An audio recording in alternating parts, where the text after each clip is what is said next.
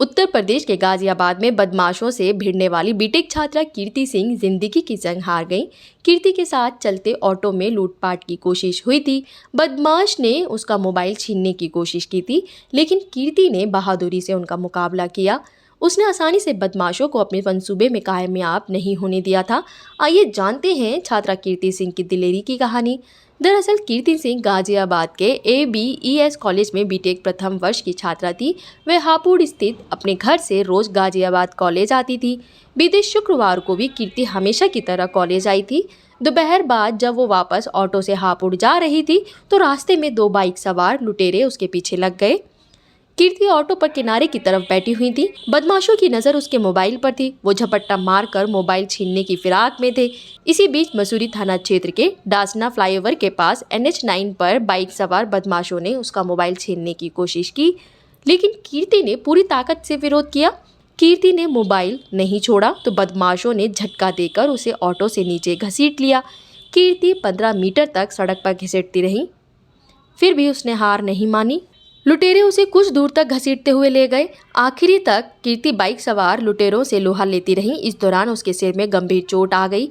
वो बुरी तरह घायल हो गई। उसके साथ चल रही सहेली ने उसे अस्पताल पहुंचाया और घर वालों को सूचना दी। कीर्ति सिंह के शरीर में 2 फ्रैक्चर हुए थे। सिर में भी गंभीर चोट आई थी। ऑटो से सिर के बल गिरने के कारण सिर की हड्डी टूट गई थी।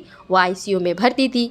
कीर्ति ने अस्पताल में 48 घंटे तक जिंदगी की जंग लड़ी, मगर वो ये जंग हार गई। इलाज के दौरान उसकी मौत हो गई।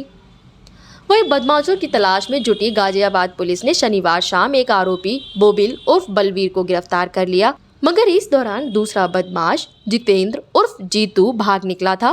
वहीं आज पुलिस और जितेंद्र के बीच भी मुठभेड़ हो गई। इस मुठभेड़ में जितेंद्र घायल हो गया और अस्पताल में उसकी मौत हो गई। जितेंद्र के खिलाफ पुलिस में 13 केस दर्ज थे। गैंगस्टर का मुकदमा भी था। उसके खिलाफ हत्या के प्रयास, लूट समेत कई गंभीर मामले दर्ज थे।